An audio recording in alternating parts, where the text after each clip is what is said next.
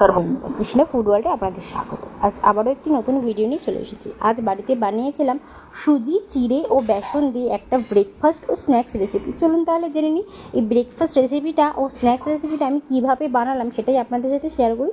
সবার প্রথমেই নিয়েছি ছোটো বাটির 1 বাটি চিড়ে, সাথে নিয়েছি ছোটো বাটির হাফ বাটি সুজি, আর নিয়েছিলাম ছোটো বাটির 1 বাটি বেসন। চলুন তারপরে দেখি নিই আর কি নিয়েছি। তারপরে এদিকে নিয়েছি বেশ খানিকটা কারি পাতা, একদম ছোটো ছোটো করে কেটে নিয়েছি, একটা গোটা লেবু, সাথে কিন্তু ধনেপাতা কুচি, আদা কুচি, সাথে নিয়েছি লঙ্কা কুচি। একটু লঙ্কার পরিমাণটা আপনারা দেখে দেবেন, যে পরিমাণ আপনারা লঙ্কা খাবেন সেই পরিমাণই দেবেন।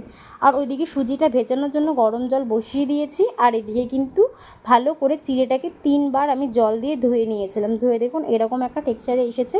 আর এই যে জলটা গরম করেছে সেটা একটু উষ্ণ থেকে একটু গরম জল, মানে আঙুল চোবানো যাবে না এরকম একটা পজিশানে কিন্তু আমি জলটা নেমেছি।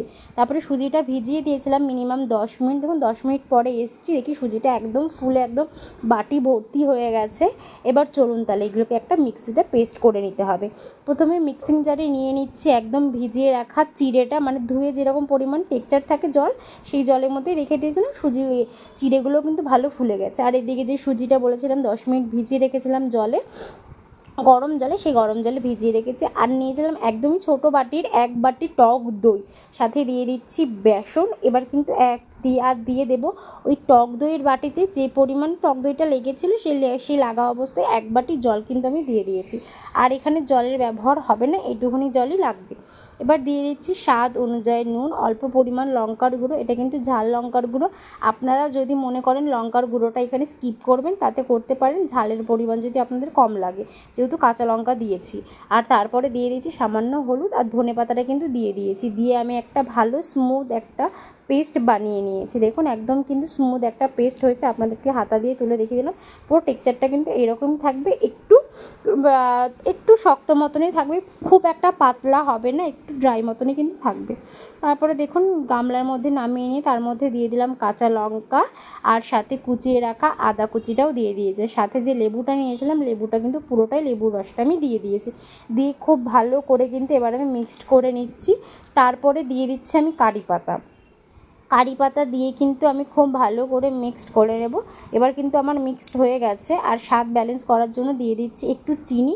এখানে চিনির পরিমাণটা নিয়েছি আমি 1.5 চামচ চিনি, যেহেতু আমার বেসন, সুজি আর চিড়েটার পরিমাণটা অনেকটাই বেশি ছিল, তাই 1.5 চামচ চিনিটাই নিয়েছি। এটা একটু মিষ্টি মিষ্টি হয় বলেই কিন্তু আমি চিনিটা বেশিই দিয়েছি। এবার দেখুন গ্যাসে আমি একটা ফ্রাইং প্যান বসিয়ে দিয়েছি, তার মধ্যে কিন্তু তেল ব্রাশ করে দিচ্ছি। তেল ব্রাশ করছি কারণ এখানে অল্প তেল, এটা কিন্তু একটা হেলদি স্ন্যাক্সের মধ্যেই পড়ে, বলতে গেলে হেলদিভাবেই একটা রান্নাটা হচ্ছে, খুব বেশি তেল মশলা নেই, অল্প তেল মশলা দিয়ে কিন্তু এটা করা হচ্ছে। দেখুন আমি কিন্তু এবার কড়াইতে 1 হাতা দিয়ে দিয়েছি, দিয়ে চারিদিক থেকে আমি কিন্তু, যেমন আমরা নর্মালি একটা চিলা বানাই বাড়িতে, সেরকম চিলার মতো কিন্তু চারিদিক থেকে ছড়িয়ে দেবো। এখানে যদি আপনাদের মনে হয় হাত দিয়ে দিতে পারবেন না, তো হাতা দিয়েও কিন্তু করে নিতে পারেন। দেখুন আমার কিন্তু চিলাটা হয়ে গেছে, 1 পিঠ হয়ে গেছে, তো আর 1 পিঠ উল্টানোর জন্য উল্টে নিচ্ছে আর 1 পিঠ। দেখুন একটু কড়া করে ভাজবেন, নয়তো কিন্তু উঠবে না। আর একটু প্রথমে যখন করবেন তখন কিন্তু তেলের পরিমাণটা একটু বেশি দেবেন, নয়তো কিন্তু প্রথম যেটা করবেন সেটা তুলতে একটু প্রবলেম হবে। দেখুন আমার একটু তেলের পরিমাণটা কম হয়েছিল, তাই কিন্তু একটু লেগে গিয়েছিল, আর তুলতে গিয়ে একটু ছিঁড়ে গিয়েছিল। যাই হোক একটা হয়ে গেছে। এবার কিন্তু এটাকে আমি তুলে নেব, এপিট ওপিট করে খুব ভালো করে কিন্তু আমি ভেজে নিয়েছি। এবার এটাকে কিন্তু আমি তুলে ফেলবো। আমার কিন্তু এইটা ভাজা কমপ্লিট। এবার এক এক করে কিন্তু সবগুলো আমি এভাবেই ভাজা করে নেবো। দেখুন আমি কিন্তু প্লেটে নামিয়ে নিচ্ছি। এবার পরেও একটা কিন্তু সেম করে নেবো। যেহেতু প্রথমবারে একটু তেলটা আমি কম দিয়েছিলাম, তাই আমি কিন্তু এইবারে একটু তেলটা বেশি দিয়ে দিচ্ছি। আপনারা কিন্তু প্রথমবার যখন করবেন তখনই তেলের পরিমাণটা একটু বেশি দেবেন, তাহলে দেখবেন আমার মতো এই প্রবলেমটা ফেস করতে আপনাদের হবে না। এবার প্রথমবার আমি হাত দিয়েই করেছিলাম, তারপরে মনে হলো না হাত দিয়ে থাক, হাতা দিয়েই করে দিই। দেখুন হাতা দিয়ে আস্তে আস্তে কিন্তু আমি চারিদিকে ছড়িয়ে দিচ্ছি, খুব বেশি চাপ দেবেন না, তাহলে কিন্তু উঠে চলে আসবে। এবার দেখুন এটা কিন্তু হয়ে গেছে। এবার কিন্তু ওটাকে উল্টে নিলাম আমি, ওটাও হয়ে গেছিলো 1 পিঠ, তাই উল্টে নিচ্ছি। দেখুন ওটাকে যেমন সেমভাবে ভেজেছিলাম, এটাকে কিন্তু সেমভাবে আমি এক এক করে ভেজে নিচ্ছি। দেখুন এবার কিন্তু এক এক করে সবকটা চিলা আমি ভেজে ফেলবো। চিলা তো আমার ভাজা ওইদিকে কমপ্লিট হয়েই গেছে, খুব বেশি বানাইনি, অল্পই বানিয়েছে। এবার চিলার সাথে তো কিছু লাগবে, এই চিলাটার সাথে নর্মালি সবাই টক দই খায়, আমিও টক দই নিয়েছি, একটা বাটির মধ্যে নিয়ে নিয়েছি টক দই। আর টক দইটাকে ওপর থেকে একটু ডেকোরেশন করে নিচ্ছি। ওপর থেকে দিয়ে দিচ্ছি সামান্য একটু বিট নুন, সাথে দিয়ে দিচ্ছি ওপর থেকে একটু লঙ্কার গুঁড়ো। টক দইটা একটু ঝাল ঝালও হবে, একটু নুনের পরিমাণটাও থাকবে, ভালোই লাগবে। চলুন তাহলে একটু সুন্দর করে সার্ভ করে নেওয়া যাক। দেখুন আমি সুন্দর করে একটা প্লেটের সাথে টক দই আর চিলাগুলো কিন্তু সার্ভ করে নিয়েছি।